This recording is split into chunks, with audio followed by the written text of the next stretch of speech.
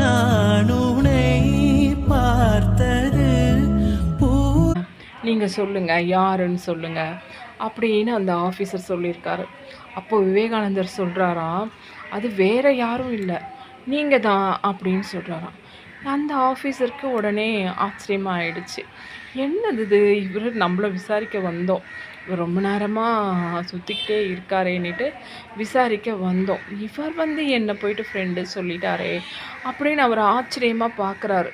அப்போ இவர் சொல்கிறார், விவேகானந்தர் சொல்கிறாரு, ஆமாம், நான் இவ்வளவு நேரமாக இங்கே அலைஞ்சிக்கிட்டே இருக்கேன், யாருமே என்கிட்ட என்ன ஏதுன்னு ஒன்றுமே கேட்கல.